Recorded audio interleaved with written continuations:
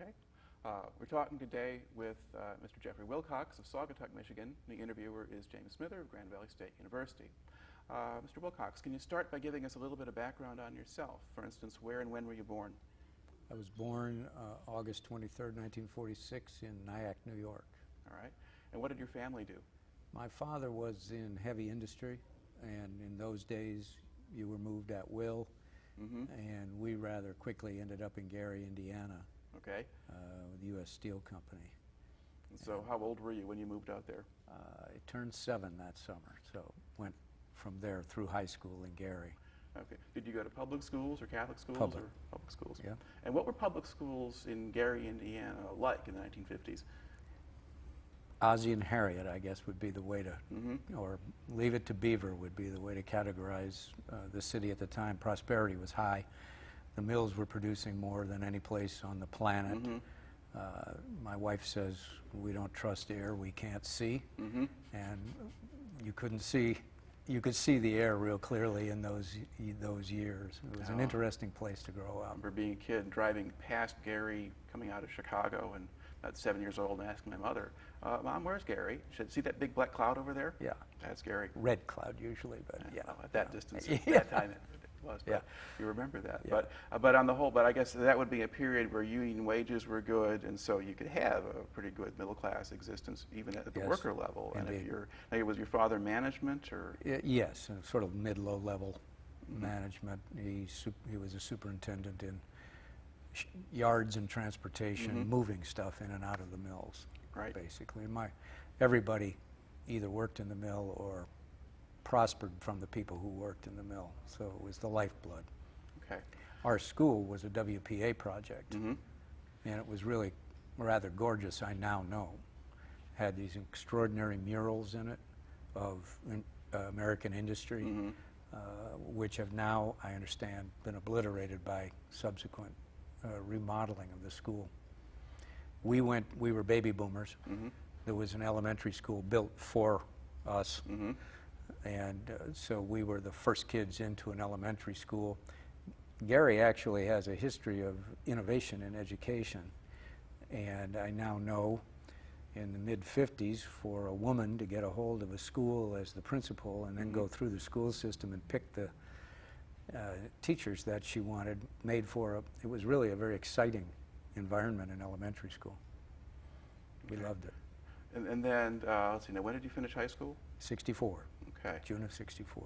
Now, you went straight into West Point. July 1. Tell me how, first of all, what made you decide to go there in the first place? That's a good question. I always was attracted to the rigor, the notion of the rigor. I always, growing up in the wake of World War II, saw military service as a just and right thing. And it just had a hold on me from about 6th grade. And I started working on it. Back then, the only way was a sort of grossly political process. You had to see how many letters you could stack up on the congressman's desk, and I didn't have a lot of connections. So basically it was trying to meet people, go on a sales call, ask them to write a letter on your behalf. I ended up lined up in 3rd place for a spot. The number 2 guy didn't do quite well enough on the college board, so I was moved to 2nd. The number 1 guy was a really talented, rounded guy. And I was told when I got my letter 2 weeks before I was to report that something had been determined about an injury to his elbow. I later learned I had a much worse injury to my knee than had ever happened to his elbow. So I have this distinction of lying my way into the Army in the 60s. So probably not that many of you doing that at that point. Who knew? Not like that. The deal was my brother had to drop out of college and because of money. And he was working at the local windshield wiper factory, and he was a good kid. And they said that when I graduated from high school, I could have his job so he could go back to college. So I was going to be a lifeguard that summer, and he was going to go back to college, and I was going to go into the windshield wiper factory. And I was saved, just totally saved. Okay. Now, did you actually have to have a letter from a congressman ultimately? Was that still part of the process? You had to be appointed, and I received a telegram saying that I was the second alternate to a position. Right. And then I gave up. Now, who did you have support from? I mean, what kind of people did you go visit to do this? My neighbor was the private secretary to the mayor. I called on people who were in business, who were graduates. And I don't recall how I learned who they were. And then my high school coaches, and my minister, and people like that wrote things on my behalf. So to some extent it was how high is your stack, right, and to some extent is who wrote it. So I did well enough to get on the list anyway. All right. Now, so when did you actually arrive in West Point? July 1, '64. Okay. And what's your first impression of the place when you got there? It pretty well comported with my images. We were all, of course, you take accomplished kids, and it's all about, in minutes, convincing them that they have no right to be there, and that they're the worst person in the world, and whatever made me think I had the ability to do this, and sort of even people out, and then rebuild them the way the institution wants them. Now, how do they go about doing that? A lot of drill sergeants yelling at you, or? Yeah, the people who are conducting this are the third and fourth year guys. So, yeah, and it starts very rudely with at least in that era, with reporting to a guy in a red sash who's standing out in the middle of this open space, and so you walk over to him and kind of want to say hi, and he starts disciplining you right there, and was drop that bag, and so I put it down. I put the bag down. He said, I didn't tell you to put it down. I told you to drop the bag. So pick it up and pick it up and drop it, pick it up, and start right then with not questioning, just doing exactly what I tell you. I broke a bottle of cologne in my bag doing that. Later, when I was one of those guys, I remember peeking out of a window just as the first of them were starting to come in, and I actually welled up. I felt so badly for these guys, but we delivered anyway. All right. What did the first year curriculum consist of? What were you doing, or how were you spending your time? Well, we carried an academic load around 20, 22 hours in today's standard, and then there was, reveille, marching to breakfast, going to class, marching to lunch, going to class, parades. Intramurals are a big part of West Point. So everyone's always involved in sports in a wide range of them, not just football, basketball, and baseball, but squash and things like that to teach you these games. PE in the first year was a major challenge. There was wrestling, boxing, survival swimming, and gymnastics. It was all rigorous stuff. How did you hold up through all that? I made it. I had been trained as a lifeguard in high school, so I had a little bit of a leg up on the survival swimming thing, although mostly you're in a pool with boots and clothes on, and it's just exhausting. So then there's staying awake at night enough to study, and the class rigor was rigorous. Every day, in mathematics especially, every day you recite at a blackboard or standing in front of the instructor. And it was daunting, but it gets you to think on your feet and speak on your feet. And that's really what the training was about. And in my day, the curriculum was general engineering, basically applied mathematics.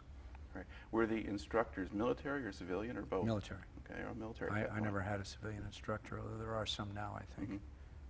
Yeah. They were all people, mostly grads who were back after graduate school.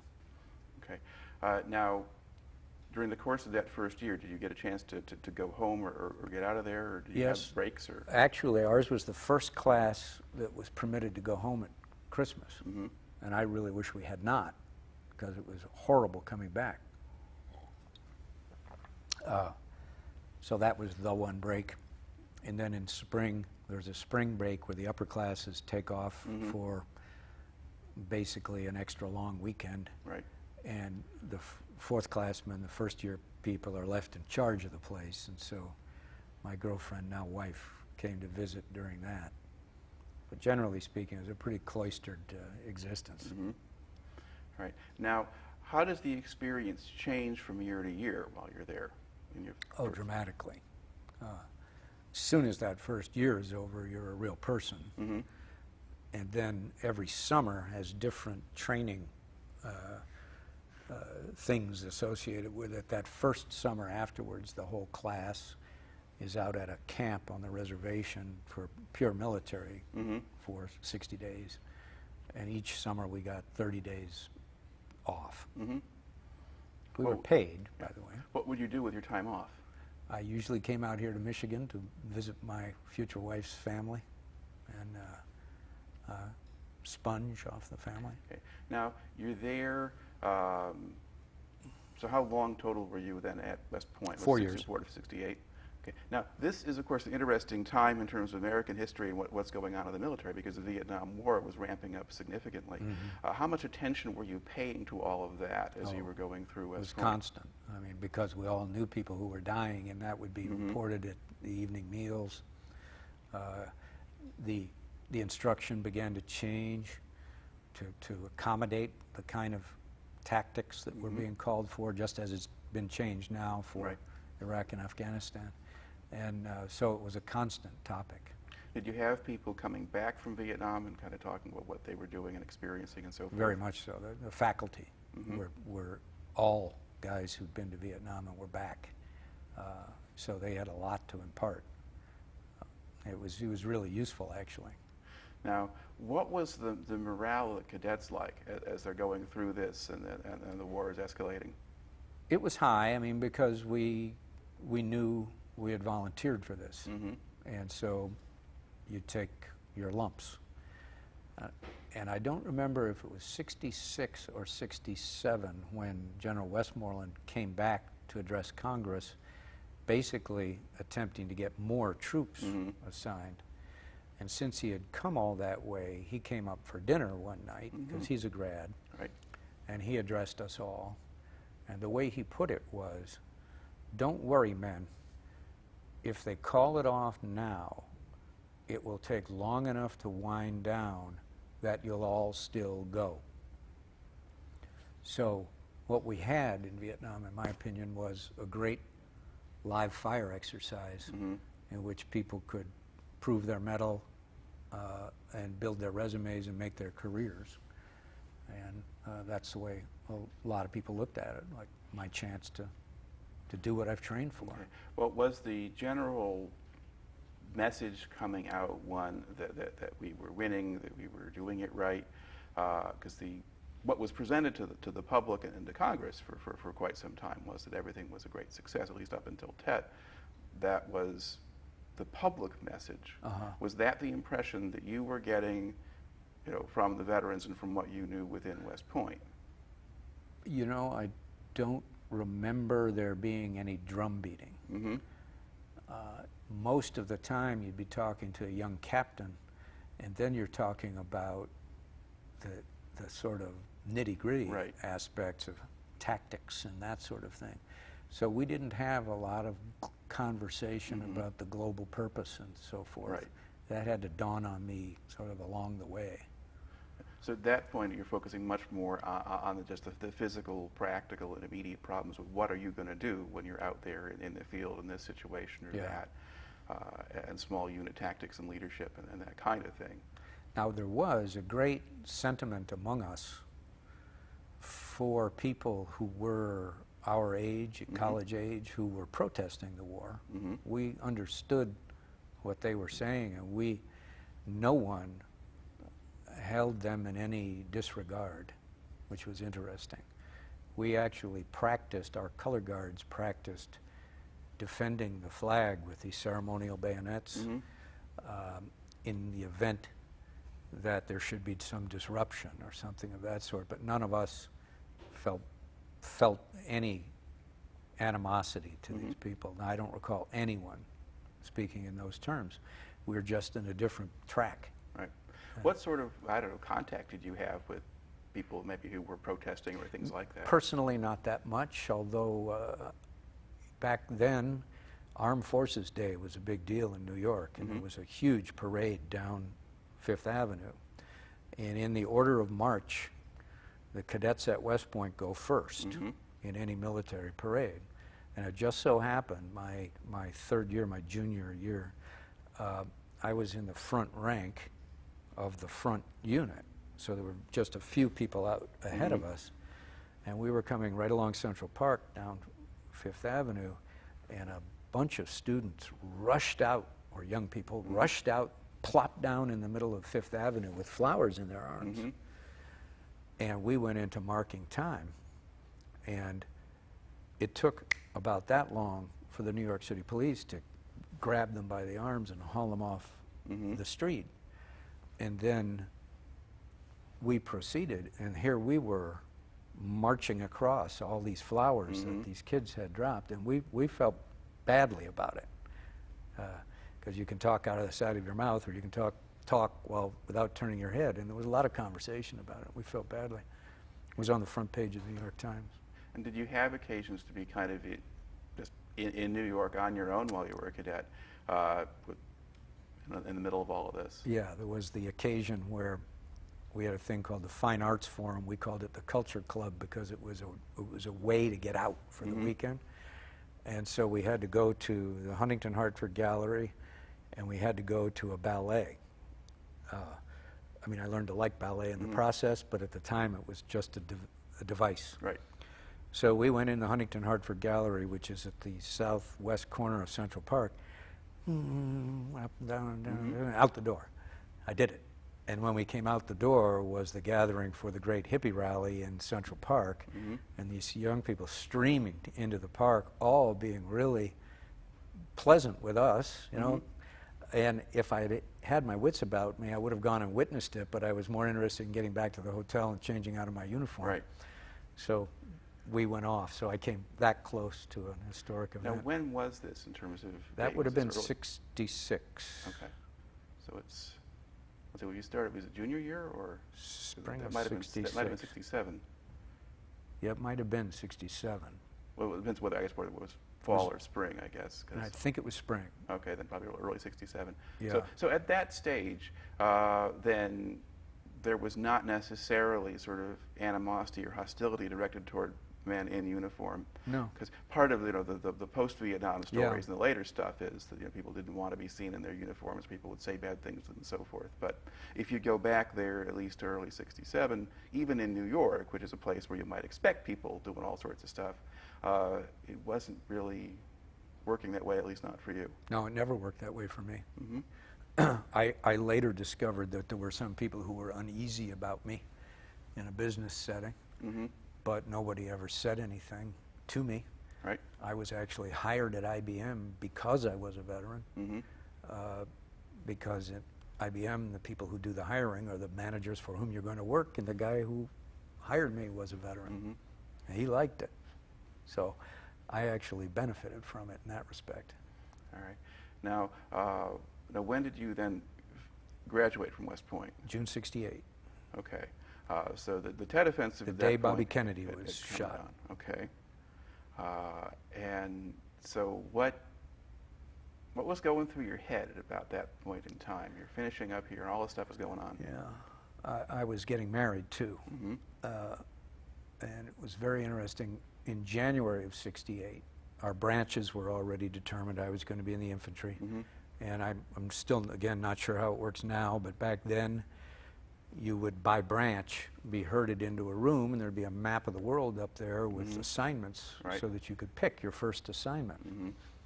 And the guys who weren't getting married were all picking the glamour units in Vietnam. And I'm sitting there listening to General Westmoreland tell me, don't worry, I'm going to go. And I was looking at the map, and there were 3 assignments in Berlin. So it came my name. I said, I'll go to Berlin. And so for the first year of being married. And then there was a lot of training after graduation, and Ranger School, Airborne School, those tickets being punched. We got to Berlin in January of '69, and this is probably more detail than you want, but Not necessarily. tours in Germany were 3-year tours. They were still called 3-year tours. If you were cut short of a tour by less than a year, the Army owed you money for the relocation of family. So I stayed 365 days in Germany. I got my orders at about 10 months to leave on the 365th day, so they didn't have to pay any money. And Berlin was a fascinating experience. Let's backtrack a little bit. You were talking about going through training schools and so forth. So they put you, basically you were at that point not assigned to a unit yet when you graduated from West Point? I was headed for a unit, but went into a training phase.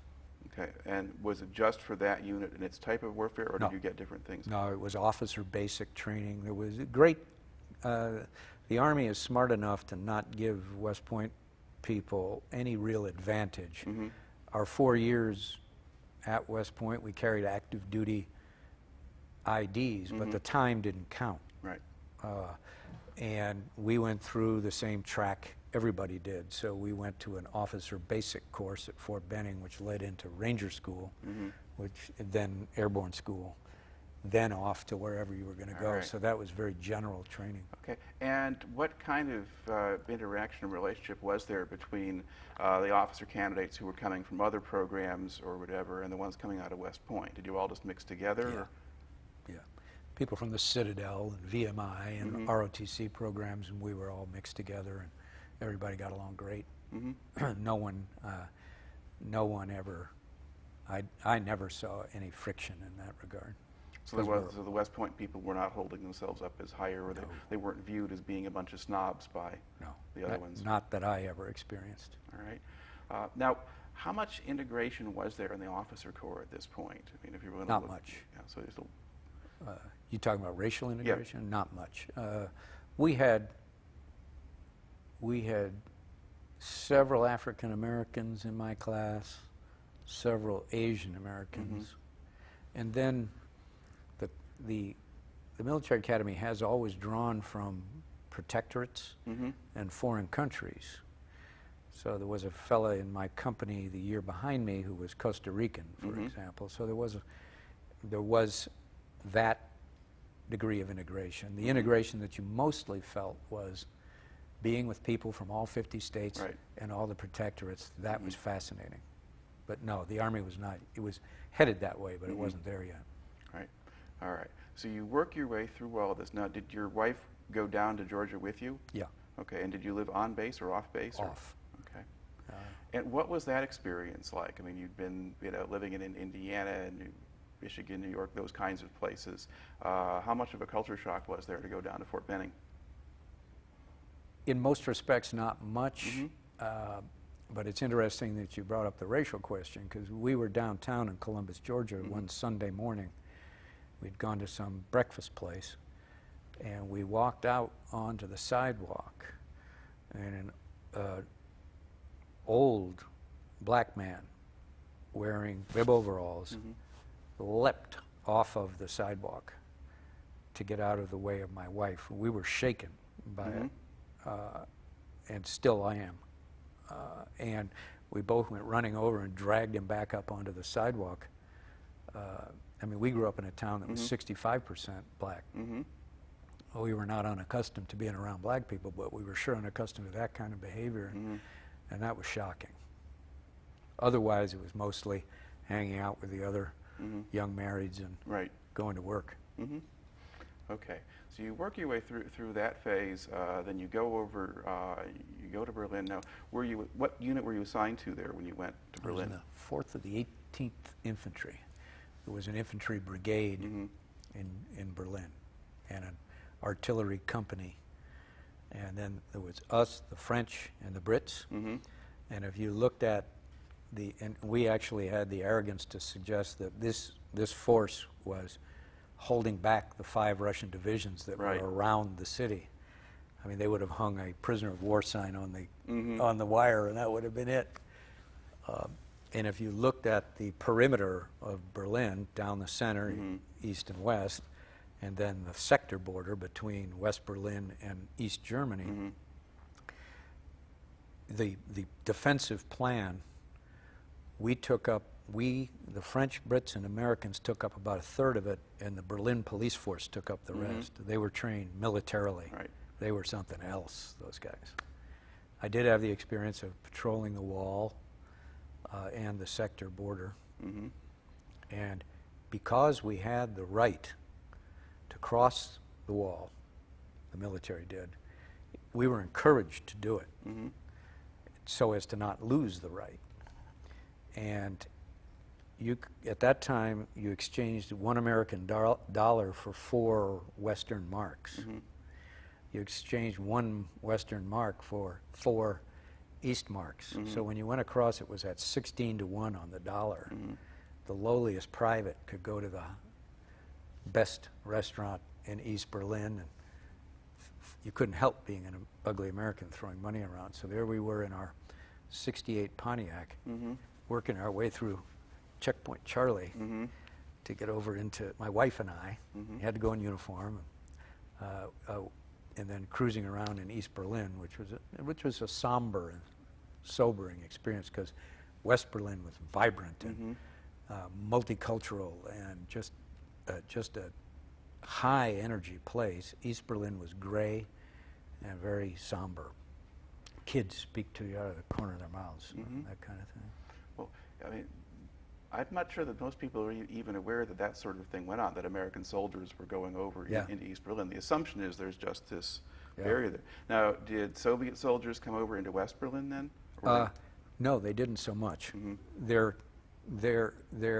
They did, but not in any numbers. The one thing that we did do, the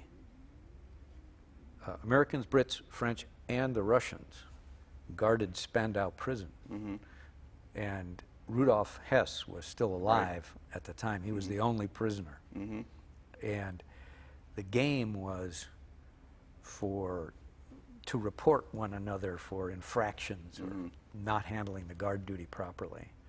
And Hess himself enjoyed drawing people into that. You weren't supposed to speak to him. Mhm. And one time I was the officer of the guard there, and I called up to one of the towers and I said, "Tell me when he's out taking his constitutional, because I want to go look at this guy." Mhm. And so he was walking ahead of me, going in the same direction, and I was walking to overtake him, ostensibly checking the guards. Mhm. And as I reached him to overtake him, he whirled around and looked me right in the eye, and I was this close to saying, "Excuse me," Mhm. for which I would have been reported to the Russians. So, that kind of thing was rather fascinating. Strange guy, Yeah. Hess. And- And the whole prison was a kind of a medieval sort of structure. How did he conduct himself, as far as you can tell? I mean, what did he do? Passive, very passive guy. He gardened Mhm. and he walked. And I don't know what he did. I never got in actually Right. to the cell, Right. just the shell of the place. A strange business. Yeah. All right. Now, while you're in Berlin, were the people in Germany, were they paying attention to things like Vietnam or that sort of stuff? Were they aware that was going on? I don't know. That's- I mean, I was fairly oblivious. I was more interested in my own experience. Mhm. I mean, people in Berlin all spoke English. Mhm. You'd try to speak German and they were appreciative of it, but Yep. they'd lapse right into colloquial English. Yep. I never engaged in any of that kind of conversation with them. Another interesting thing about Berlin, our little measly battalion was headquartered in what had been the headquarters of communications for the Third Reich. Mhm. And there were no infantry captains in Germany, so these young lieutenants, we all took company commands, and I had an office possibly half the size of this room with a ceiling about this high that was totally wood paneled. And our brigade headquarters had been the headquarters of the Luftwaffe. And it was like a movie going in that place. This rising cobblestone drive up to the big circular thing, and you walk into this enormous rotunda, and it was an infantry brigade. It was pretty amazing. Right. I guess, but did you have, I mean, you're talking about your interactions with German people and so forth. I mean, were they interested in kind of things American and that sort of stuff? Oh, very much. Yeah. I mean, you could buy American culture on the streets. That's where I bought the Hair album, and that's where I saw Hair, was in Berlin, auf Deutsch. Donna Summer was in it. Okay. And, you know, it was a very cosmopolitan town. Right. Felt like a prison after a while, because you were very aware. You couldn't go anywhere, really. Yeah. We could, but it was a process. Right. The Army actually had a train that went down to West Germany, and it was like the Orient Express, mahogany paneled, these heavy sheets in these sleeping compartments, and at each stop along the way, the Russians would come barging onto the train and look at your ID and my wife's passport and that kind of thing. It was all show, but it was exciting. Right. Now, how much of a Cold War atmosphere was there? I mean, was anybody thinking that a war could actually break out? Yeah. Czechoslovakia, for example. There was the Russians rolled on Czechoslovakia while I was over there. Right. And, you know, we were alerted for that, but we wouldn't have been involved. There would have been units from the States, but there was a high sense of jeopardy. And of course, we're people who came out of high school in a heavily industrial area where the day of the missile, that crucial day of the missile face-off, we all expected to be obliterated, and there was no sound in an otherwise adolescent cacophony. It was dead silent in the halls of our high school, and you know, so Cold War was part of all of our mentality, and it was part of our instruction at West Point, because that was still, you know, the whole holding back the Russians was still part of the mentality. Okay. Now you get to the end of the year there in Berlin, and now you're heading back to the States. I mean, On my way to Vietnam, yeah. Okay, and you had orders for Vietnam already, so you knew where you were going? I knew I was going there. I didn't know what unit. Okay. So describe, you know, the process then of going over, getting from Berlin to Vietnam. What stages are there? It was the trip, and it was getting my wife resituated so she could wait out the period of time. And that took us a couple of weeks, and then I was gone.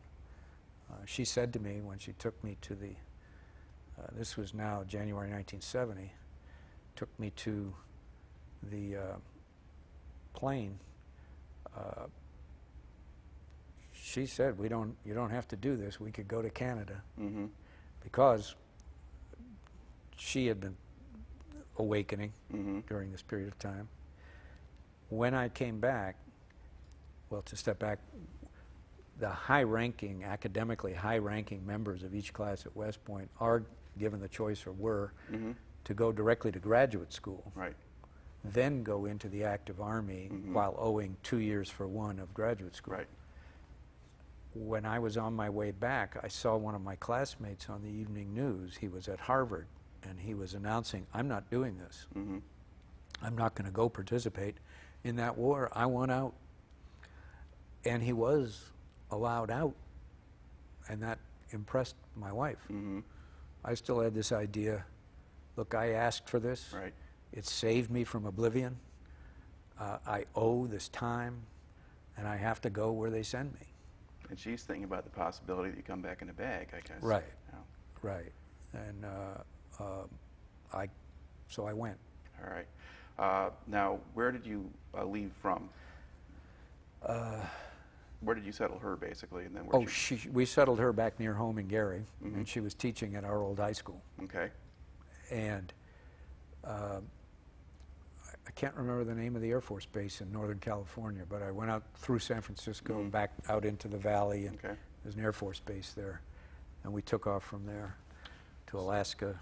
So you were in a military jet then, and not a... No, it was a modified commercial, full of nothing but troops. And it was a stretch 8, and they put extra seats in, and I was in the back seat. Okay. So this thing was bobbing all over the place on the way over there. In the last 2 hours on our way into Vietnam, some guy locked himself in the bathroom right behind me, and no one could get him to come out. So first thing when we landed, up come some MPs pounding on the door, and they forced the door open, took this guy out in handcuffs. So that was my your introduction. First experience. My next experience was stepping out the door and being hit with this heat and humidity. My knees almost buckled. And of course I had been seeing just how much beer I could drink in Germany and how much food I could eat. So I was overweight. And I lost about 30 pounds in 2 weeks. Okay. Now, where did they land you in Vietnam? Tan Son Nhut, Saigon. And then put us on a bus, took us to a place to sleep, and then officers were allowed to say what unit you wanted to go to. So I thought, well, gee, I'd like to go to the 1st Cavalry Division. I really like that patch. And my second choice was the 101st Airborne, and my third choice was the Big Red 1. And I got the 101st. All right. Now, how soon did you get sent up there? The next day. Okay. And the transport then was a C-130 with cargo pallets with straps on the cargo pallet. You sat cross-legged and held onto the strap. And that was the comfort of military travel. Now, when you were first there in the Saigon area and so forth, what indications did you have that there was a war going on? Very little. So by that time, Tan Son Nhut was very domesticated. My great regret is that I never got into the city of Saigon. I never really had much to do with the people. And I think it's odd that I went over there with sort of a sense of alienation from things Asian, and I came back with this abiding regard for things Asian without ever really interacting with people that much. But they were gorgeous people, and I thought resourceful and strong people. You know, where was the 101st Airborne based at that time? In the far northernmost region, the city of Hue. Just outside Hue was the division base camp. My brigade was farther north, just south of the demilitarized zone. And our area of operation, fortunately, depending on how you look at it, was the National Forest Preserve. So there never had been people living there. So we didn't have this difficulty distinguishing civilians from combatants. So from our perspective, if it moved, you could shoot it. And we never had to confront that notion of, my brother in the Navy did. He was a swiftboat skipper, and he had some real difficult calls to make trying to determine if they were shooting civilians. Right. Okay. Now, what was your first assignment once you got up there? I was a platoon leader in Alpha Company of the 2506 Infantry. We had just begun a campaign that was involved in establishing a fire base, a fire support base called Ripcord. It was picked because it was in proximity to the main supply route that brought things down from North Vietnam, down in Laos, and then into South Vietnam. And our purpose was to disrupt this supply line. So you had was a potential choke point on the Ho Chi Minh Trail, I guess. Yes. Way to look at it. And it worked that way. All right. It was interesting that this was during the period of Vietnamization, which was a term the Nixon administration coined, which was get the Vietnamese to handle it while we are in the background. Right. Well, it was not the case where we were. What was the case, though, was that we weren't going to be reinforced, because that would have put more Americans into this fray.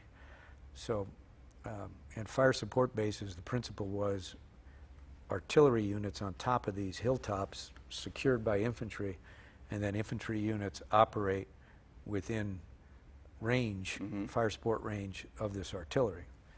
So we were out moving around often in platoon-sized units, and in Vietnam the target was the enemy, not terrain. Right.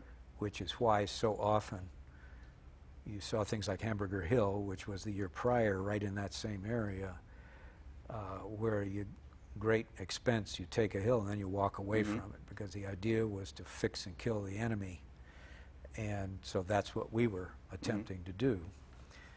What we now know, my commanding officer at that time has gone back and really researched all of this. He's met with commanders from the other side, is that there were parts of 3 divisions of the North Vietnamese Army, they were regular soldiers, whose task it was to get us out of there. Right. So from the period March to July of '70 was that set piece battle almost. And it did culminate with a massive assault on the fire base that drove us out of the area. In fact, on that day, the fire base was overrun, and as it was overrun, it started to be airstruck, because the artillery tubes had to be left. Right. A lot of ammunition had to be left, and it was just to get the humans out of there, evacuation. So we just struck it and struck it and struck it for days, and guys I know have been back. Shortly thereafter, one of the senior officers was on leave in Hong Kong, R&R, and actually saw a display with photos from Ripcord declaring this victory of the People's Army. It was true. All right. What sort of reception did you get when you arrived? You're flying over there in the C-130. Now, did they actually land? Did they land you away and then you go out over on the ground? Did you go into the base by helicopter, or how did you get out to the position? I was trucked up to the base camp for our brigade and then helicoptered out. I went out actually with our new battalion chaplain, and he was going out to visit my unit. Okay. And was the post you were at, was that a battalion-sized post or brigade post, or what was Brigade. Okay. Camp Evans. And so that's what you were physically defending? No, that was a base camp in the lowlands out near the coast. Okay. Vietnam starts at this gorgeous, gorgeous coast, works its way through very fertile land, at least in our part of the country, and then goes immediately into very rugged mountains all the way through Laos. And so our area was out in those mountains. The lowlands were well controlled by ourselves and the South Vietnamese Army. It was the highlands that were in contention. So I was helicoptered out to my unit. Now the Ripcord camp itself, I guess that was what I was saying, that base, was that a battalion base or a brigade base, or what that was a battalion headquarters, had 1 company of infantry, 2 artillery batteries, 105s and 155s, and a 4.2 millimeter mortar platoon, and had these quad 50s that were an invention in Vietnam, which was 4 50 caliber barrels on one device that would fire simultaneously. Well, of course, they had a version of that as far back as World War II. Yeah. But initially designed as anti-aircraft, but then they could use them also as fire support for ground troops. Right. Right. Okay. So it's not a whole lot of infantry to defend the position with. A company could do it. How many men in the company when it's full strength? Or at least as full a strength as you normally had? Yeah. Well, a full strength company would have been 144. Most of our companies were a lot less than that, about half. At one point, my company, later when I was a company commander, got down to 17. And they sent us 34 replacements in one day, all at once, Yeah. on Ripcord, and then said, get out of here. So all we could do was say, okay, let's go new guy, old guy, new guy, old guy. Yeah. So we put it, and just got off the fire base. Right. Okay. Now, what was your first impression when you got to the fire base, when you arrived there? Actually, I went first straight out to the field to my unit, and so it was some time later, we were actually on a hilltop across from Ripcord that I first beheld it. And it's an interesting thing because it looks like an industrialized hilltop in the middle of a forest. Because the first thing you do is denude it of trees, and then all kinds of wire and obstacles around it, gun emplacements for the infantry, Right. and then the artillery tubes sticking up on top. It was prehistoric looking almost, Okay. out in the midst of that forest. Well, where was your platoon when you joined it then? On some hill Okay. So they just helicoptered you out there and, to an LZ, a landing zone. all right. Now, why did you have that particular assignment? I don't know. That was luck of the draw by the time I got to the battalion. And the prior platoon leader had been killed in the initial assault on Firebase Ripcord. That company was the initial assault, and they got blown back. It was secured later by a different company. So I replaced a young guy who was killed. All right. Now, what impression did you have of the men in the platoon that you joined? I loved these guys. One of the things I really loved, I was never in the all-volunteer army, and I'm sure these are great soldiers. And I loved draftees. They would speak up. They would object. They would question. And I would answer them. And I always thought that that was kind of healthy. One of the things I learned at West Point was that when the Hessians were supporting us, I mean when there were Prussians supporting us in the Revolution, one of the things that most infuriated them was that American soldiers always wanted to know why we were doing what we were about to do, which was something they were totally unaccustomed to. And their later testimony was they felt that was the strength of the Continental Army. And I agree. I just enjoyed their company. What approach did you take? You're a new platoon commander. You have no combat experience. You're joining a unit of men who've been in the field for a while. How did you deal with them or try to win them over? What did you do when you got there? Well, to their great credit, they weren't out to test anybody. They were out to support me because we were all in this mess together. And there was a young Sergeant E5 who was the platoon sergeant who was extremely supportive and helpful. And because of him, we managed. And you had the good sense to listen to him. You bet. And my company commander coached me. And I'd been training for 6 years for this job. So I knew a lot of how to conduct myself. And I knew that being respectful of them was the way to be. Right. Because one of the sort of the stereotypes of the whole Vietnam situation is that you get these newly minted officers coming, lieutenants coming in, and because they're lieutenants and they're in charge, they just go and do things their way. How common do you think that actually was? Not terribly. I think once you get out there, you realize the geopolitics has nothing to do with what we're up to here. My aim was for them to survive. Right. I felt sorry for them. I volunteered for this. They got stuck in it. And I wanted to do the best I could to make sure they could make it home. Now, you can't be reluctant because that could make matters worse. Right.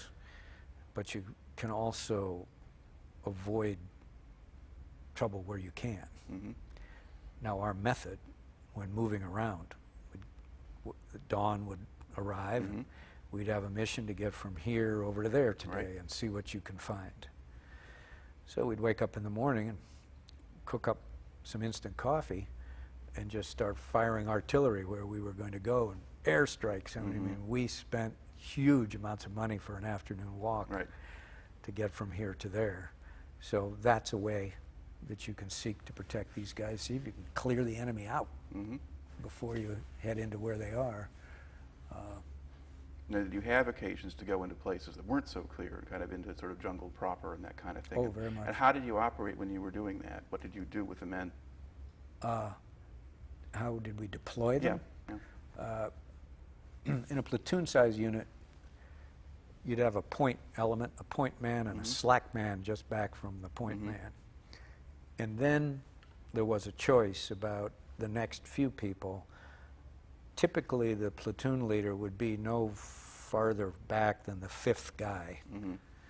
And then you've got your radio operator, who, when there is line of sight, is a pretty clear indicator of who the lieutenant is. We wore no rank in the field, but you could figure it out if you could observe the unit. And I think that is why in all wars, this one included, there was high mortality. The fellow who replaced me was killed. And then when I was promoted to captain, I replaced a guy who was killed. And the fellow who replaced me survived. So there was high mortality in the junior officer ranks. Now, do you think it helped you to have been in Germany for your first? So you've been in the position where you're commanding men, and you were used to working with enlisted men and dealing with them acting, like Americans. So you had experience on a practical level just working with these guys and getting along with them. You go in expecting to do that. I'm sure it helped. And then that works that way for you. All right. Berlin was very interesting because they handpicked the enlisted men, because what we could not have was some international incident with Russians. So there tended to be a lot of, I had a college graduate driving my Jeep, a lot of really interesting, broadly experienced young soldiers. And then plenty who were returning from Vietnam. Okay. Now, basically describe a little bit how the situation developed there at Ripcord. Now, when you got there, were things relatively quiet at that point, or? We were operating in platoon-sized units, and there was regular contact. We did, various elements would contact the enemy fairly regularly.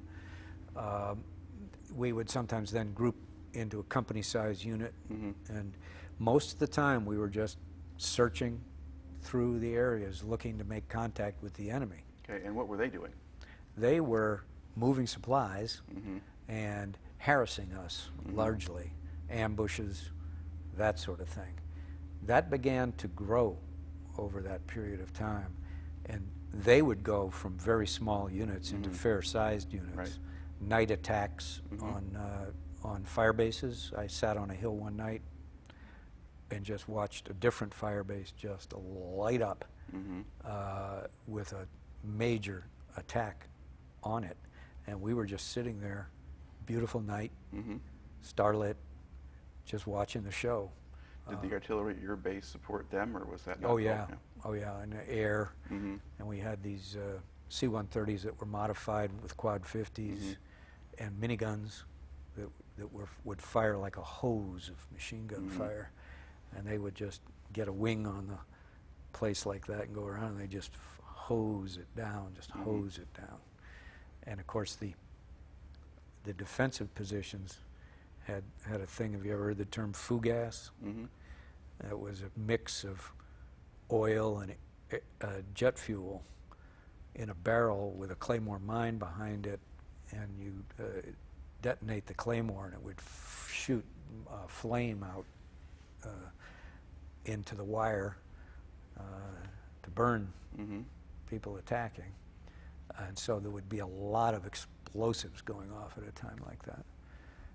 And this just built and built and built until we were in fairly regular contact, all of us, all the time. Were you still able to go off of the base and conduct patrols? Oh yeah.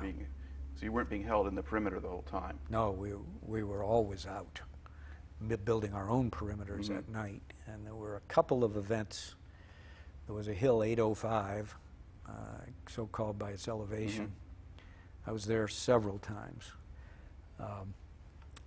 And one night, listening on the radio while a different company was on this hill and being attacked, and they kept them there, and they were attacked again, and they kept them there, and they were attacked again, and then they moved them out.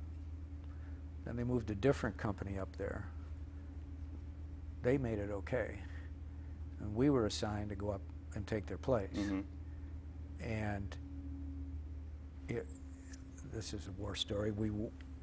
As we came up on top of this hill, they were going off of the hill, and their lead element was ambushed. So the first thing you do in a scenario like that is you call for fire support. Right. Gunships, artillery. And the best way to do that is to get the long antenna up on the radio for best reception. Well, we were busying ourselves, and we're looking over here, and here comes it looked like something out of a cartoon, a black cloud with lightning going like this. Otherwise, beautiful day. And we were looking at it, and we thought, that is coming right at us. And sure enough, it did. And I was standing with one of the sergeants, and the tree about 20 feet away just blew up, totally consistent with the rocket-propelled grenades that the enemy would fire at us. So I figured that's what it was, that in that instant. But in the next instant, I was doubled over at the waist, and the sergeant next to me was sitting on the ground with his legs out, straight out in front of him. And the guys from Bravo Company who were gathered around the long antenna were all just flat out on the ground.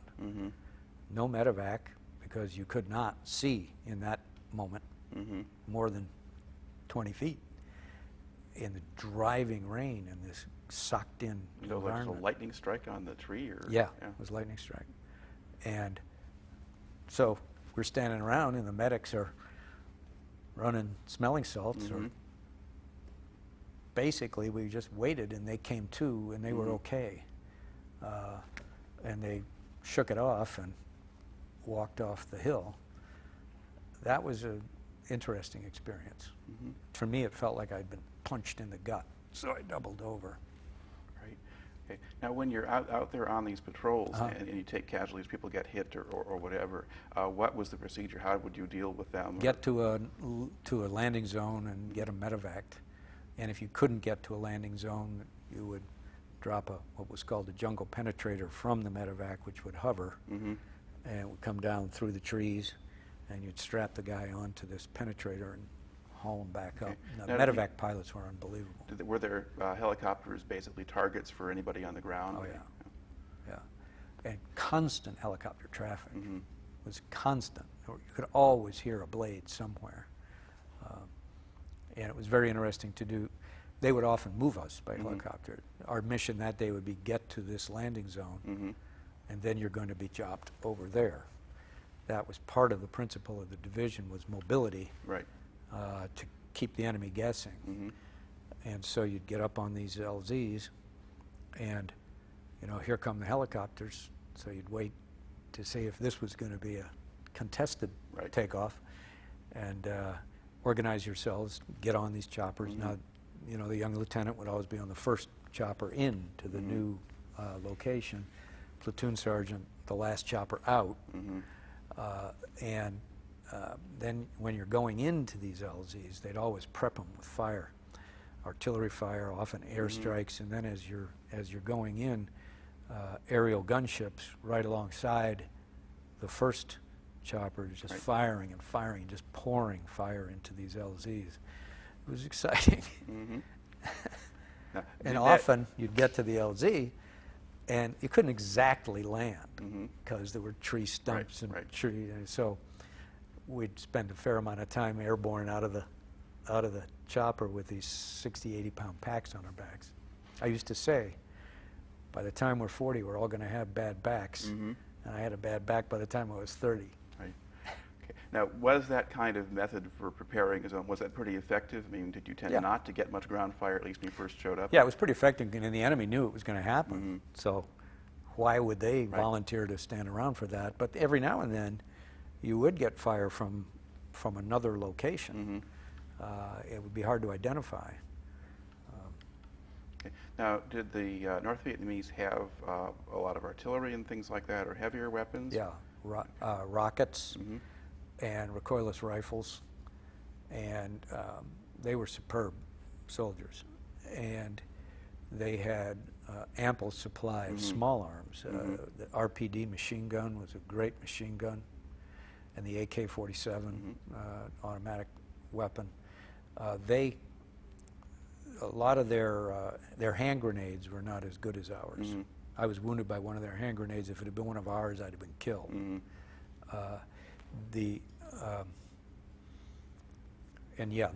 And then they started to bring more and more of that. Right. Heavy mortars. You could sense it coming into our area, and Ripcord would take fire at all times. They had light mortars. I was standing on the helipad at Ripcord one night with a couple other young officers, and we heard poof, poof, and we looked over, and here were these little black smoke things from one of the ineffectual mortars. Right. And so the way you get at a time, we're just standing there, and who cares? Unless it sounds like it's something heavier. When they were using heavier weapons, did you have any means of using counter-battery fire? I mean, could you shoot back at them? Yeah, you could. You're guessing a lot in that kind of terrain, in that kind of forest. Right. We were certainly better equipped, and we had these light observation helicopters, another crazy bunch of young guys flying these things crazy. And they would go right down into these little valleys, and they'd look over there, and they'd fly away, and then they'd start to direct fire. Right. But there's a very mobile enemy. They knew that was our mode. They would pick up and move out after firing a few rounds, usually. As this began to heat up, there's one thing in particular I want to get on record, and that was there was a time when, after I was in Alpha Company as the platoon leader, I was Charlie Company commander, and we were down to about 30 people at this point. And we were sent on a mission to retrieve what was called a mechanical ambush.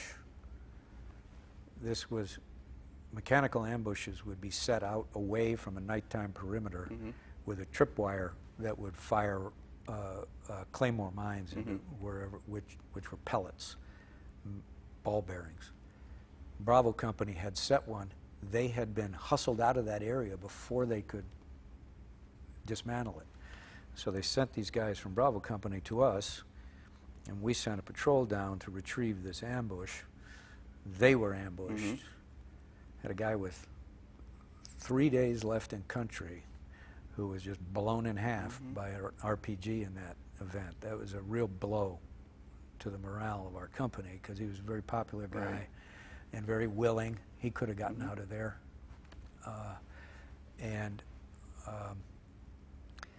When they came back, our medic had been wounded with them, our one medic, so now we had no medics. So I reported this fact, so they sent us a new medic. So it was that same afternoon, in the passing of resupply and medevacing, in comes this new medic. And so he was trotted over to me, and I looked at him, and you know, medics weren't infantrymen, but they were armed. Right. This guy had no weapon. And I said, "Where's your weapon?" And he said, "I don't carry one, I'm a conscientious objector." Okay. And this guy was for real. He was so innocent and so willing. And I thought, oh, this is wrong. That somebody, the system is doing it to this guy, because this guy could have been at Walter Reed or someplace. He would have been a great guy in a hospital. Yeah.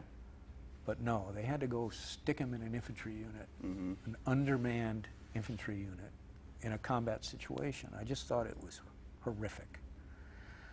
Well, the next day, our mission was, we were helicoptered over right near Ripcord. There was a hill with an easy line of sight of Ripcord, and the enemy was was pouring fire into Ripcord from this hill. Mm-hmm. The day that the medic had shown up, on that day, Delta Company had assaulted that hill. They had left 2 dead bodies on the hill, Mm-hmm. and had been repulsed. So the idea was Delta Company would go back up, retrieve those bodies. There was much done about retrieving bodies, Right. which I never saw. I figured if I'm out there and I'm twitching, I want everybody to do whatever they can. If I'm dead, I don't want somebody else to Right. get killed because I got killed. Mm-hmm. But there's something in the mentality that, and I understand the theory. I just don't subscribe to it. Mm-hmm. But, and then we were to go around the base of the hill and come up behind this emplacement, so the 2-pronged attack. Well, they started prepping that hill first thing in the morning, everything. And Ripcord, they put the tubes at 0 elevation, and they were just firing rounds into it. They airstruck it, gassed it, continued with every form of artillery, naval artillery. Mm-hmm. And we realized this is a tense thing here. Yeah. So we left our normally heavy equipment in a secure spot at the foot of Ripcord and took off with just canteens and ammunition. Mm-hmm. Worked our way around, got up on top of this hill. Delta Company's coming up this way, and we started across. There was a saddle in the hill. High point here Right. with Ripcord, and a high point here, which was where we gained. And we started across, and just immediately, very, very heavy small arms fire. And we ended up in a bomb crater. And in that first burst, one of the guys was just cut down, Mm-hmm. dead. This medic just walked out. He just walked out there. Mm-hmm. Now, that kid should not have been there. Mm-hmm. Anyone else would have had a greater sense of self-preservation than Right. this young man did. And he walked out to help the guy, and he got killed. Mm-hmm. Boom, he lasted 24 hours. Mm-hmm. It was wrong. And so there came a point when one of the other guys, we had another guy in the company who had been this close to being a priest and decided he wasn't going to go all the way. Mm-hmm. Highly religious fella, still is. Right. So as we're walking along the base of this hill, top of his voice, he's reciting the Lord's Prayer. I mean, it was dramatic. Well, we're in this bomb crater, and he takes his helmet, puts it on a stick, and peeks it up over these logs, and you know, the machine gun fire right on it. So we were really stuck because we had nothing but open space between us and them. And we were ordered to do it. And actually, I got my sequencing correct. It was when we were ordered to do it that we began the assault, and it was so intense that that's when the guy got cut down, and that's when the medic walked out, and then we ducked back into this crater, trying to think about what are we doing here. Delta Company was making no progress. Now, you're in a situation where the Americans have been, using firepower all the time, and heavy weapons and so forth. Well, now you're actually in a position where you found someone who's shooting at you, and at this point, do you have air artillery support? Well, yes, except we were too close. Okay. And that was one of the real tactical errors of this whole operation. You got Delta Company right there, and you got us right here. And so air support, if it had come over us, might have shot us, might have shot, I mean, no matter how you looked at it, it would have come into us. And while we were there trying to think, well, what are we going to do now? One of these little observation helicopters came in, and our Brigade S3 was in the helicopter, and he said, you are being maneuvered on by a mass of enemy troops coming around behind us. So then we got the order, okay, we'll get off. Thank God. So we started down the hill, and I was, the guys were going a little bit more, I was afraid, too toward the maneuver element coming around behind us. I wanted to go more, below the military crest, so the guys on top of the hill couldn't shoot us.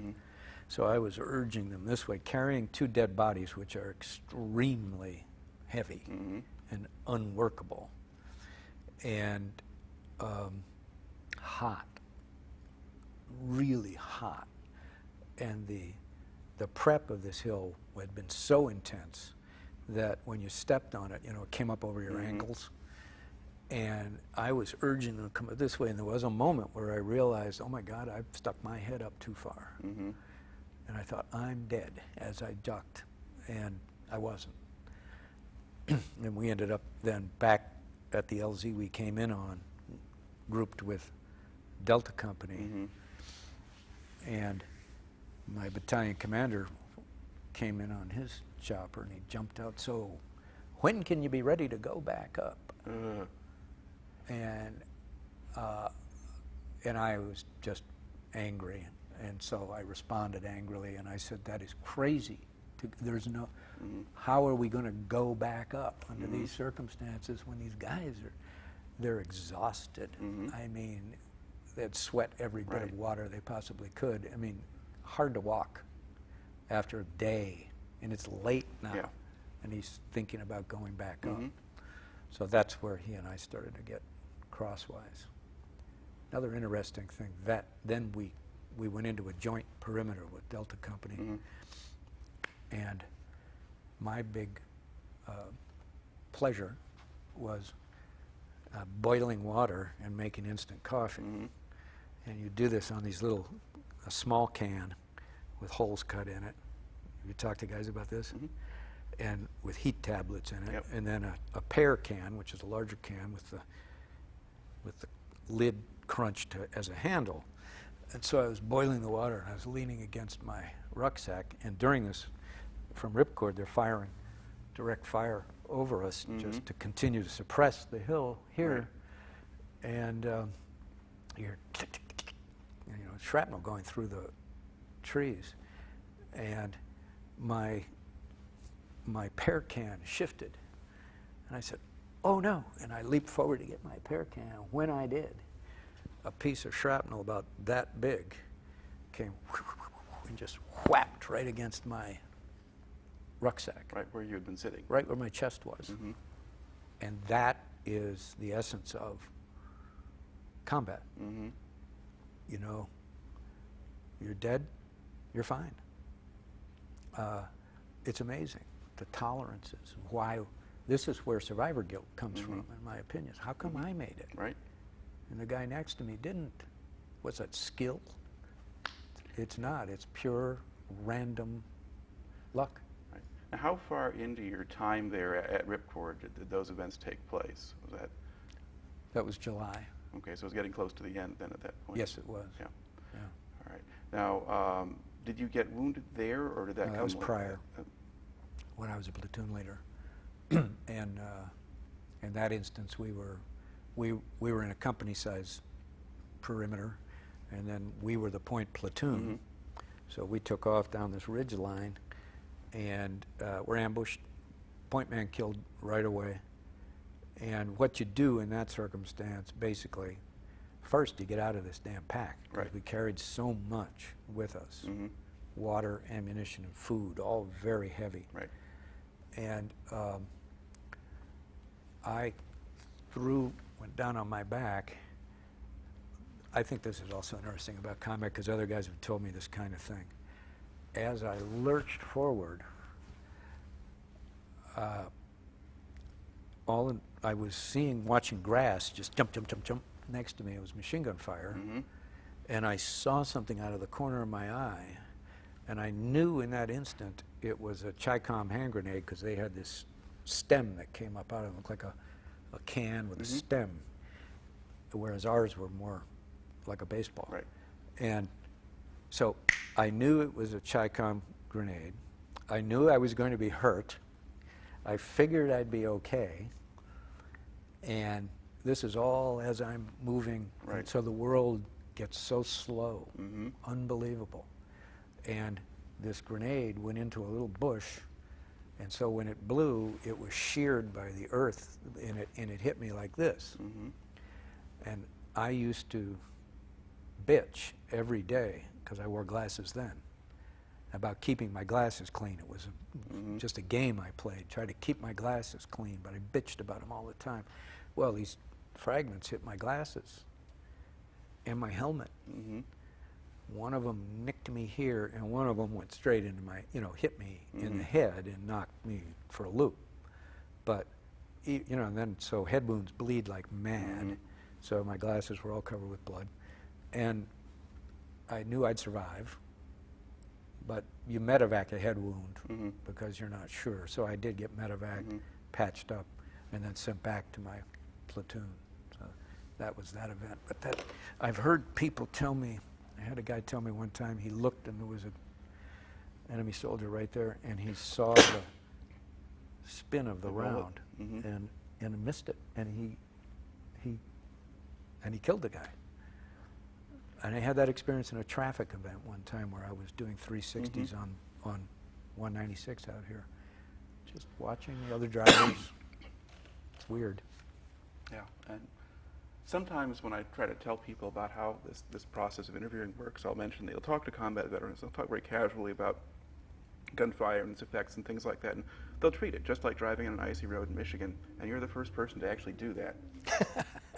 But, all right, so you mentioned at this point when you were in that bad situation there, the battalion commander came in and so forth, and you were kind of at odds with him. Yeah. Had you and he been working together for that period, or was he new? Or no, he wasn't new. He was there when I got there.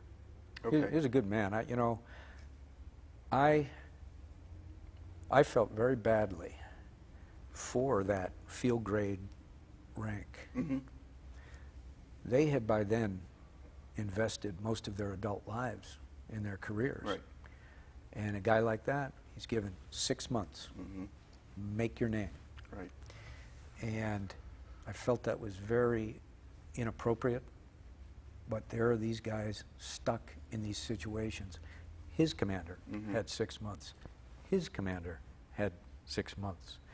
And this pressure comes down and down and down and down for results, for something sexy to write up about the unit, for body count, for whatever it was.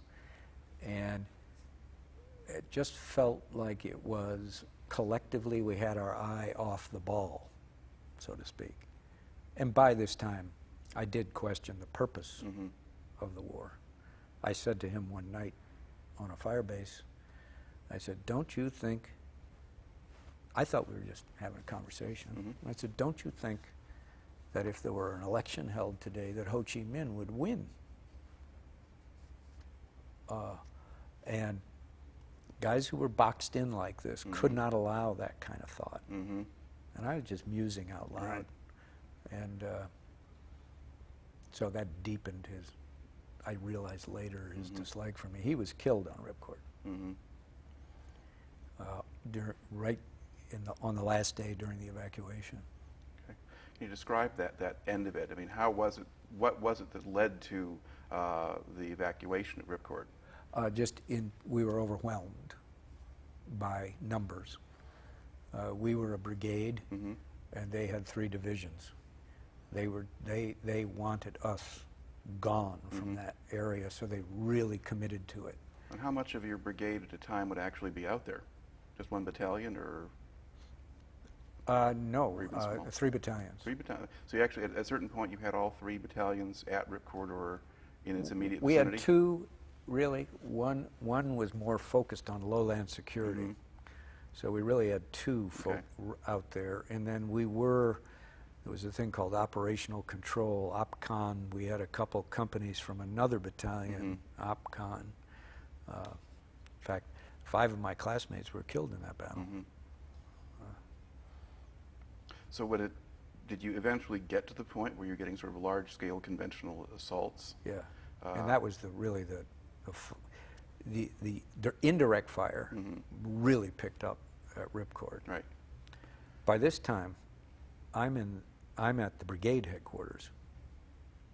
I'd been banished by this guy. Right. He came out one day and said, "You're out of here." Mhm. What are you talking about? He said, "I think the men have lost confidence in you." I said, "Well, why don't you ask them?" Mhm. He said, "Don't give me this. Go." Mhm. And here's my replacement standing there. Right. So I will wrap around to this, but as I got in the helicopter, I felt terrible about I never even got to say "see ya" Right. to these guys. So I had been banished to brigade headquarters, and I'm standing in the Tactical Operations Center, an underground bunker Mhm. in a safe area, Right. basically. And I'm listening to this radio traffic, just the intensity growing. And then the decision, I'm standing there when the decision is made, we've got to get everybody out of there. Right. So that became a real logistical issue. And there was a captain who had been an enlisted man for years, Mhm. who was on his second tour. He was our S3 air. He's the guy who warned us we were Mhm. being Right. maneuvered on. He managed this whole thing from the air. It was brilliant. So you basically had to lay down fire support to keep the enemy away long enough for you guys to get into the helicopters and get Right, out. and that didn't work so well on Ripcord. Mhm. I know there were choppers shot down, and the battalion commander was running to his chopper when a mortar round hit and killed him and the guy with him. Mhm. That's when this fellow Bob Kalsu, who had played for the Buffalo Bills, was killed. And they put thermite grenades down the artillery tubes. Thermite grenades that burn with incredible Right. heat and fuse the block. Right.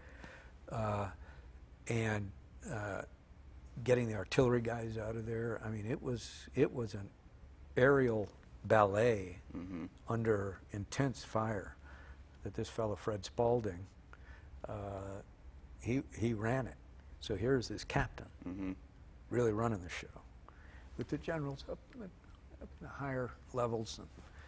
And, So then what did you do after that was over? after Ripcord was Yeah. over, I settled. I was the evening briefer for the brigade commander. Mhm.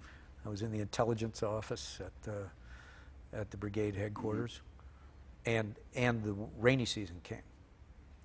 So it's in the dry season when supplies and stuff can really be Right. moved. That's why they needed us gone, because the rainy season was coming. And the rainy season, it tends to be less contact, moving around out there, booby traps, a lot more booby traps in the wet weather, and the occasional contact. And the South Vietnamese Army moved heavily into our area then. And we were doing a lot of coordinating with them, so I rode in a lot of helicopters, went to a lot of base camps, What sort of impression did ran you have radios. of the South Vietnamese Army or the people that you dealt with? I didn't deal with them much.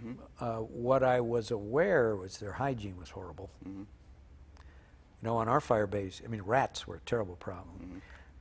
And I thought rats were city critters, but they're everywhere. At Ripcord, for example, you would use these sleeves that artillery tubes came in, fill them with earth or something, make them part of the security of the emplacements. Well, they would use them for garbage and pee in them, and otherwise it was pretty nasty.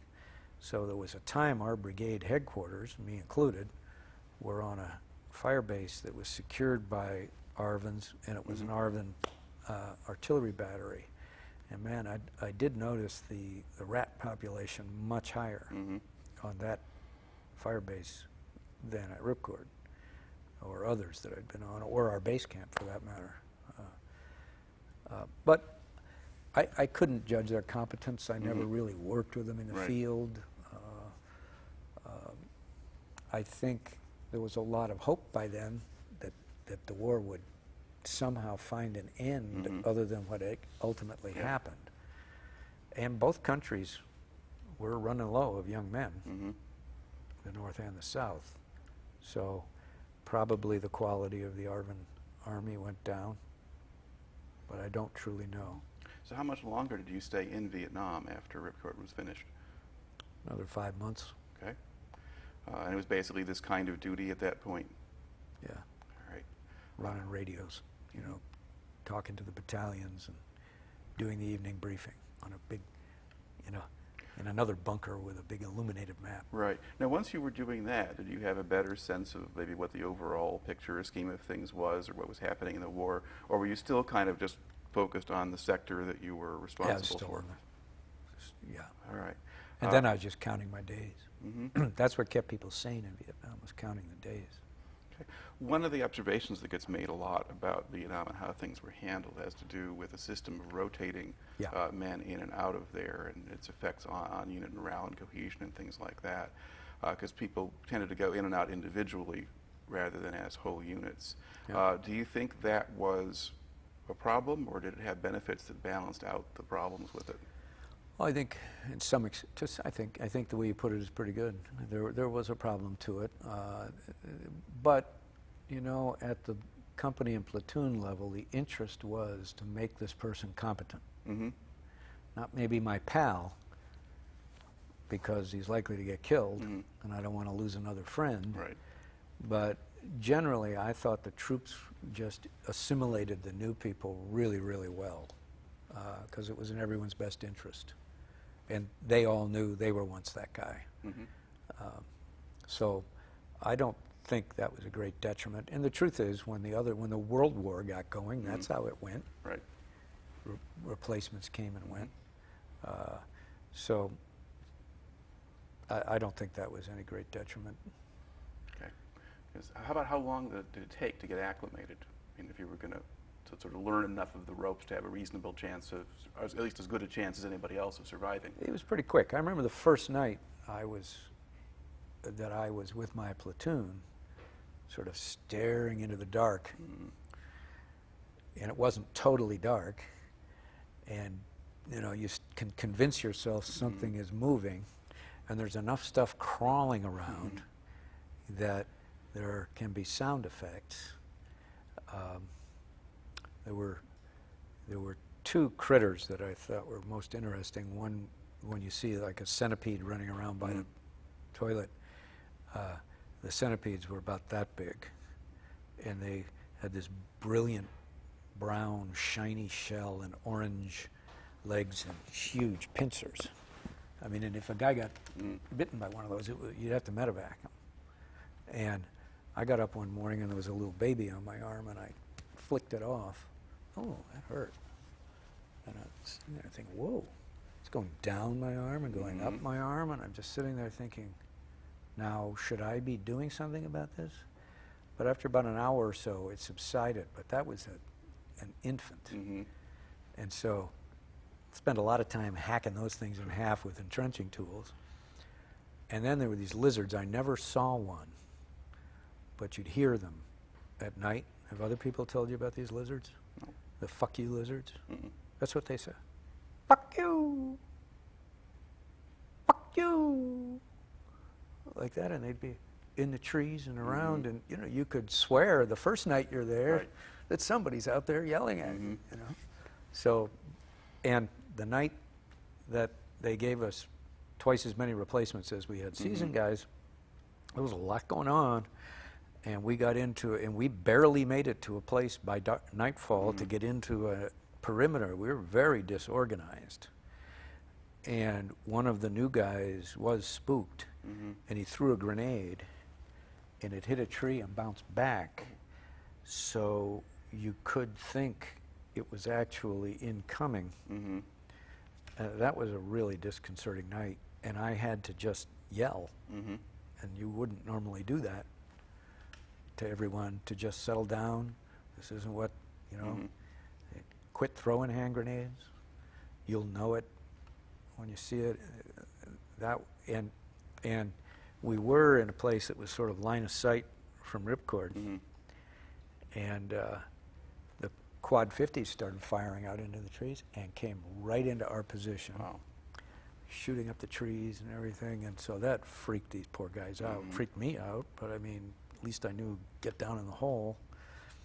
We were shot by everything except naval gunfire, I think. You know, we were shot by we took friendly fire from just about everything, because you can't control it. We never took a casualty from friendly fire, but it can pucker you when that Right. kind of thing happens. You asked me a question, and I digressed.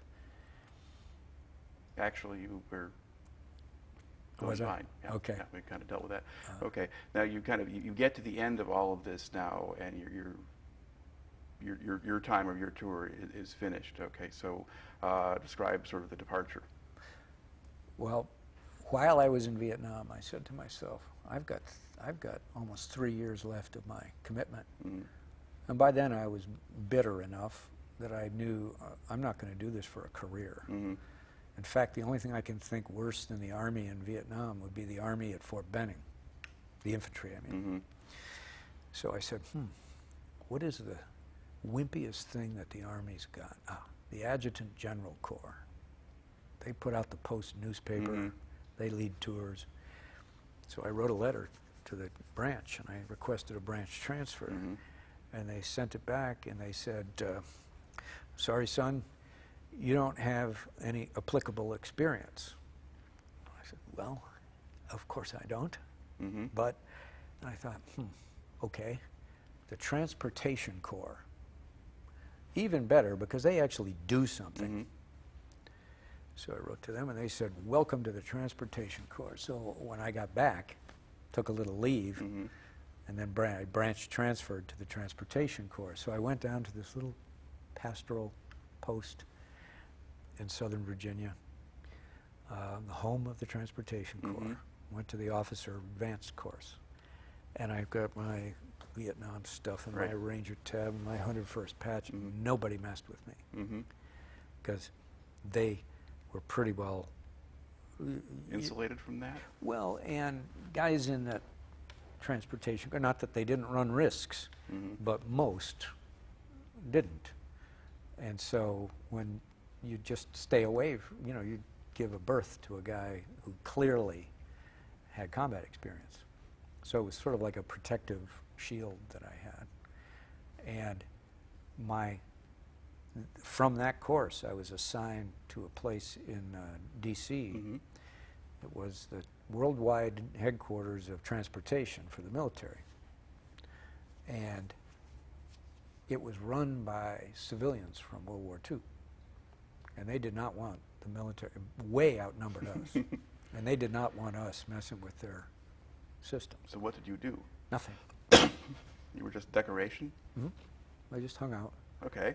And in a room with other desks and career civil servants. One night, one of these civil servants, these trade magazines would go around with a buck slip on it. You're supposed to Mm-hmm. acknowledge that you Right. looked at it. I looked at him toward the end of the business day, and he took one of these magazines and stuck it in the center drawer. And he looked up, and I was looking at him. He said, just so I have something to do tomorrow. Mm-hmm. So basically, we went for coffee and went to lunch, and I was under the wing of a retired Air Force colonel who was one of these functionaries who showed me D.C., and I wore civilian clothes. One day a week, I'd wear my uniform. So how long did you do that? Year and a half, Okay. Did that finish out your time in the Yeah. service then? yeah. Now, did your wife come and live with you then in that area? Yes, yes. And, the aftermath of all of it is as interesting to me, I think, as my wife, we then moved from D.C. to New York. Mhm. We were both hired at IBM at the same time. Mhm. First time a man and a woman cohabitated at an IBM training Mhm. facility. And our managers had to get involved to make Right. it happen. And she knew I lived today, I believe, because she knew that I was a different person, Mm-hmm. because I'd known her almost all my life. And she began to question me. Mm-hmm. And I was having nightmares and Mhm. that sort of thing. And so in the middle of the night, she made me tell her. She made me tell her the story. Mm-hmm. And that's a first step in the whole process. Right. There came a time when I met a fellow named Bobby Muller. I don't know if you ever heard of Bobby. Bobby and Kerry and those Mm-hmm. guys were Vietnam veterans against the war. Right. Bobby decided to work inside the system, and he founded Vietnam Veterans of America. Mm-hmm. He's the guy who led it to to the point of federal charter status.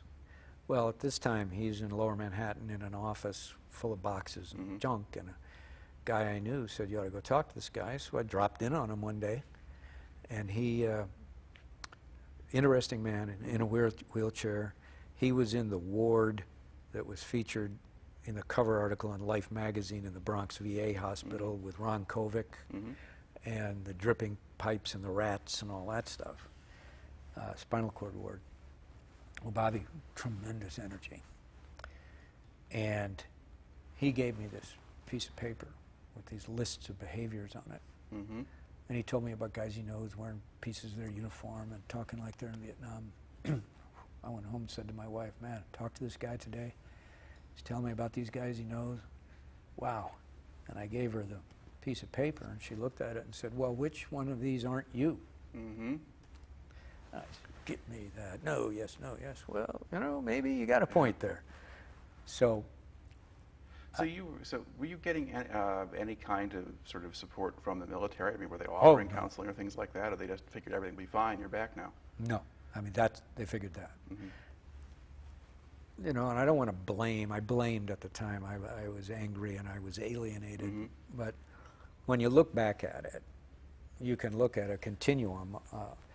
I know Native Americans, when there were societies of Native Americans who, when warriors went out and engaged in combat, they weren't allowed back into the village until they went through a process. You take the Civil War, a person who could not go forward on the battlefield was called a coward.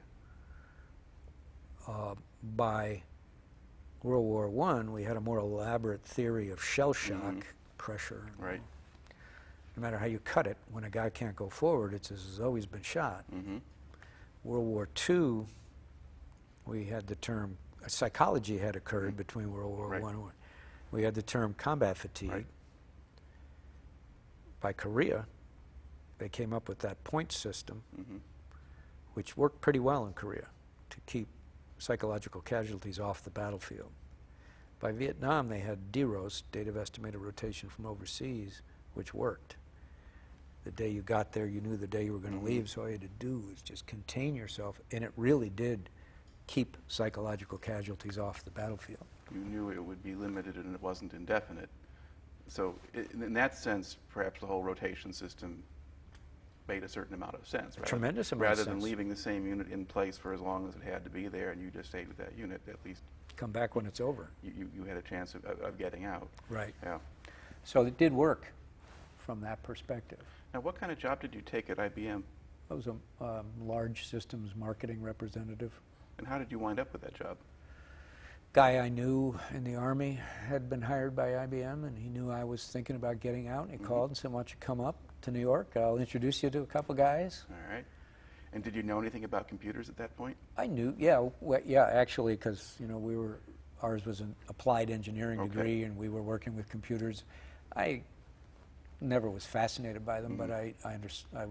But you had enough familiarity or whatever, enough training that you could go in there and understand basically what you were doing. Yeah, and really, they didn't want you to know too much. They wanted to teach you what they wanted to know, so there was a lot of training, both technical and marketing. And we figured, if this isn't a life career, at least it's a great segue from 9 years in the Army back into the world. All right. And did you stay with that, or did you move on to something 4 else? years. And that was when I was really discovering that I had a lot of unresolved conflict. And, excuse me, I had this point of view. I had made this decision. I have problems with authority. So I never butted heads with people, but I, worked around them. And I'd be sitting in a meeting, talking to people, sitting in a business meeting. I'm looking at a point about halfway between me and the other guy, reworking, gosh, if I'd only done it this way, and that kind of thing. Having startle response. I was walking down the street one day with my wife and a girlfriend, and sound went off, and I was on the ground. They, our friend thought it was funny. I mean, and it was, but that sort of thing stays with you. Right. And just this whole reworking, and then becoming alienated. I got, was really disgusted with the government. I was trying to give the state I was from was paying a bonus, and I tried to turn it down, and they hounded me so much I took the money. It was $300 or something like that. So the IBM years were great. It was a wonderful company. They treated us very, very well. I learned a tremendous amount. I just wasn't engaged in it. Just incidentally, where were you actually working for them? What Manhattan, town? New York In City. Manhattan, okay. Yeah. All right. So then you decide you need to move on to something else at that point. Yeah. Are we finished? No. Oh, yeah, I just... Okay, Phil, just okay, we have plenty of time. Okay, we're good. Yeah. So what do you go on to from there? Well, I decided I had gotten myself in therapy during this time, and I decided I wanted to be a shrink. So I got enrolled at Columbia in a graduate program for counseling, and I had been working out with a guy who owned a very remarkable guy who kind of invented personal training, and his gym was the gym to the stars, Arthur Ashe and Billie Jean King and guys from the Giants and the Jets and the, would rehab there. Well, I had been a paying customer, and I said, I'm quitting IBM, I can't afford it anymore. He said, well, why don't you work here? So that became what I was really doing.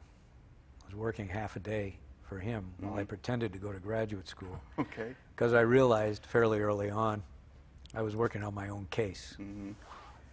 And then my wife and I decided, let's get out of New York. And we sold this condominium that we had owned in the suburbs. We'd long since been living in the city. And went on a trip to California. And while we were out there, we were in San Francisco area, we saw a lot of information going on about people reaching out to veterans. And we said, what the heck? Let's move out there. So we went back to New York, put some furniture in storage, put a bunch of books in boxes, went out to JFK and moved. And we got a futon and rented a houseboat in Sausalito. And we said, our lives are now about unraveling this post-war upset. And when was this roughly? 80 or 81. Okay. And turns out San Francisco, just a wildly political place. And so you take the veteran subset, and it's that way too. And in '67, I remember being at Fort Hood on a training thing, and every night in the officers club, someone kept playing, if you're going to San Francisco, be sure to wear some flowers in your hair. And I used to think, San Francisco and flower power, all of those people it's kind of interesting. Well, I ended up in a vet center rap group in Haight-Ashbury. So I finally made it. I'm a hippie in San Francisco. And because of the people I fell in with, there was a top 40 radio station in San Francisco who had run afoul of the FCC and had to do community service, and they picked veterans. Okay. So I get trotted up, and I'm working for minimum wage for this radio station to put on an event at Fort Mason in San Francisco, which is a port through which GIs shipped out and back in World War II and Korea. Now a bunch of public interest groups. So we did this big event down there. It was a job fair, music, art. Country Joe McDonald, lived in Berkeley, and he was a great supporter of veterans. He was on an aircraft carrier off Vietnam. And I then segued from that job to a job in the Reagan administration, which wanted to do away with as much of the VA as possible. Their theory was, find veterans out here in the world who are succeeding and get them to do volunteer efforts in support of those who aren't doing so well. And so I was good for that because I'm a West Point graduate, I'm verbal, IBM trained. I got into a lot of sort of corporate environments out there. crazy guys Mm-hmm. functioning at a very high level. So this was the misapprehension that I think that whole program had. You're either okay or you're drooling in your socks. Right. And there is this entire continuum and plenty of people functioning at a very high level who aren't okay at all. Mm-hmm. And so I got a lot out of talking to these people and sort of opening them to the idea, the principal idea, that this kind of upset is predictable and normal and transcendable. There is a way through it, but it doesn't just happen with time. Witness the World War II veterans who just came bilging out in horrific numbers when Saving Private Ryan hit the theaters. They'd been sitting on this for so long and no one wanted to hear it. That's the difference. Nothing. I mean, this experience does this to a sane person. Right. The crazy people don't experience it.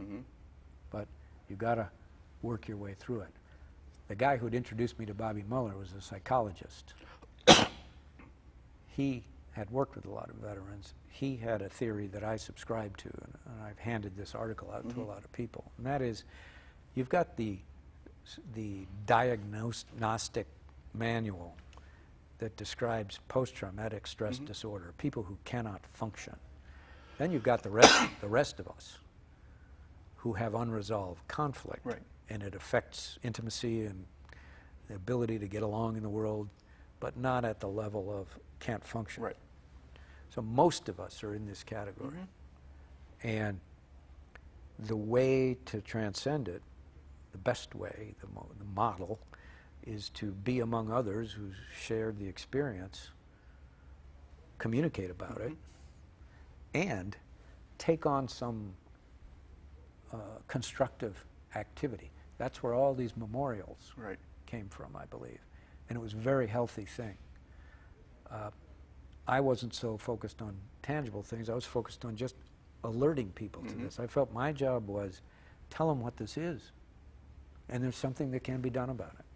And I hope that they would take the direction. And so my territory was Northern California. And so I saw a lot of places, a lot of people, in a lot of circumstances.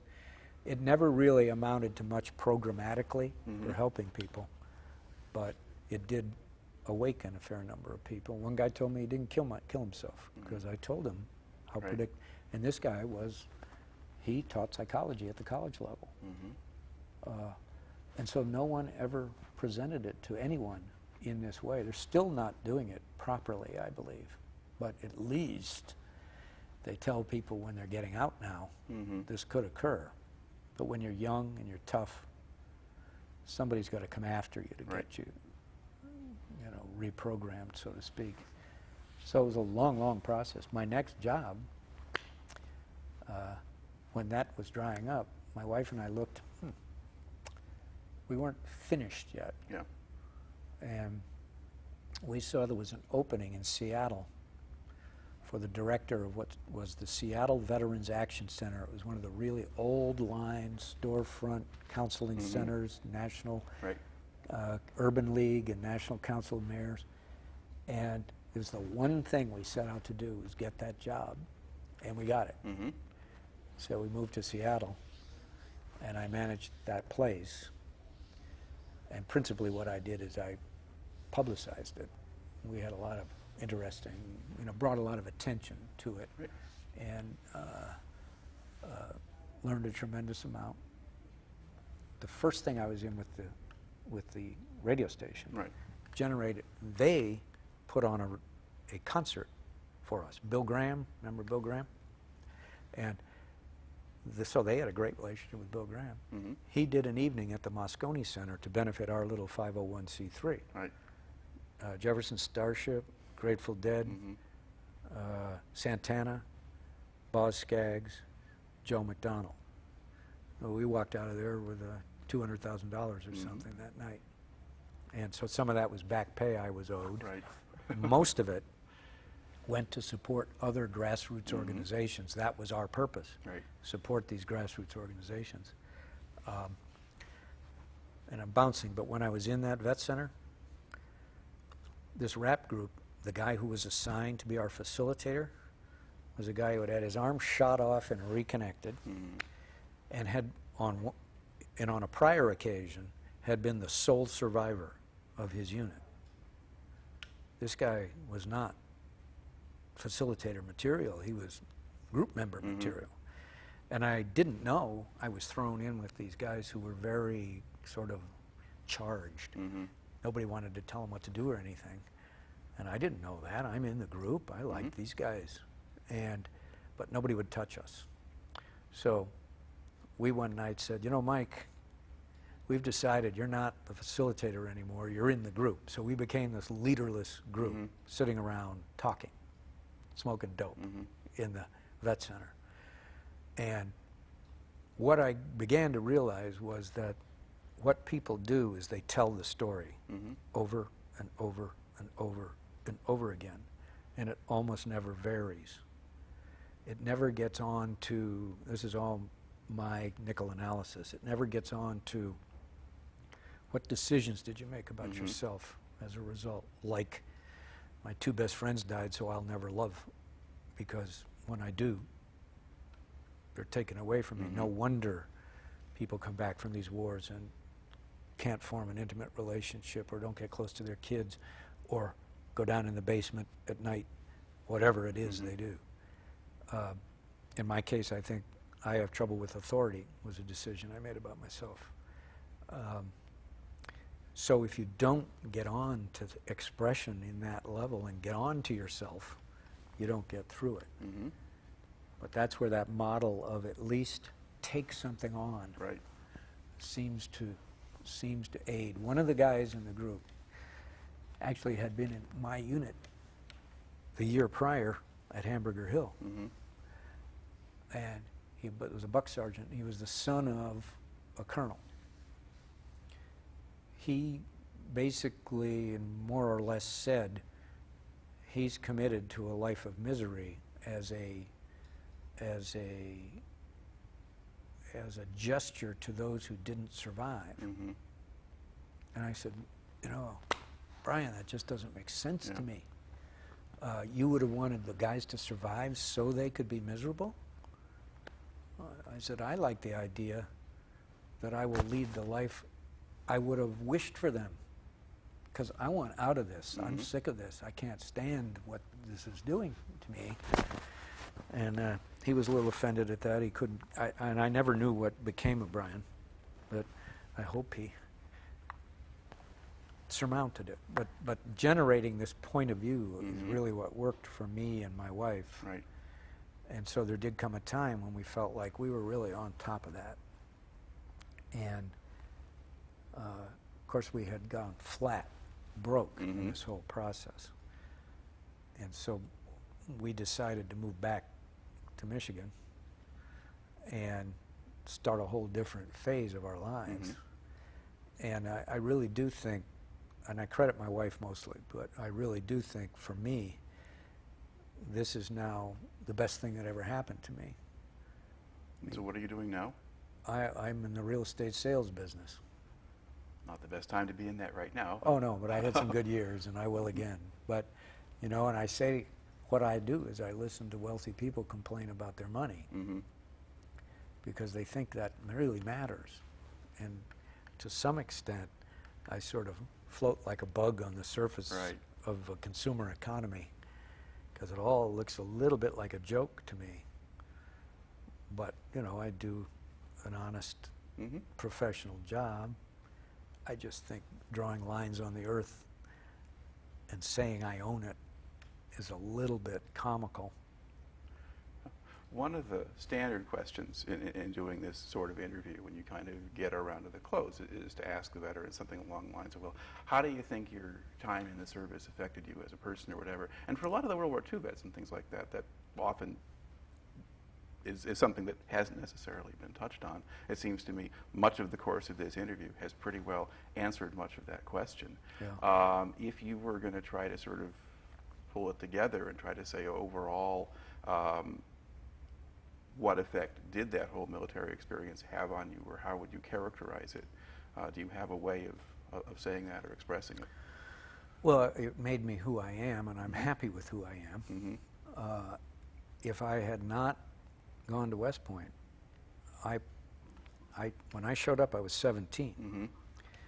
I turned 18, and they started beating my mother's door down. Where is this guy? Why isn't he down here registering for the draft? Mm-hmm. She goes, he's in the Army. Oh, baloney. You know, well, that went on for a while until they settled that down. So looking back on it, I figure I would have taken my brother's job at the windshield wiper factory and then been drafted. Mm-hmm. Now, I could type like a demon, so I probably would have been one of these stories with it about ready to ship out, and they said, can anybody type? Yep. But I might have been a snuffy private and wiped out early on in Vietnam. So I feel like the Army saved me, oddly enough. Mm-hmm. And I got to be around remarkable people and learned a tremendous amount from the people I was around. So I look back very fondly on the whole experience. If I hadn't been drafted, if I could have gone to Indiana University, I would have spent the first semester trying to get in a fraternity, the second semester on probation, and then been drafted. Mm-hmm. Instead, they locked me in my room and made me study. Mm-hmm. So generally speaking, the Army experience I value tremendously, and I feel sorry for people who don't have something like it, Mm-hmm. Which is why I feel strongly about a national service sort of component, because most people got a tremendous amount out of it. You get out there, they cut all your hair off, put you in the same outfit, and now who are you? And better said, you start taking everyone else for who they are, not what they look like. It's a wonderful experience. So I feel really lucky that it all went the way it did, even though it was really painful for a fair number of years there. Mm-hmm. All right. Well, thank you for taking the time to come in and talk to Thank me. you. I'm glad to yak. All right. Okay, we can just switch these mics off.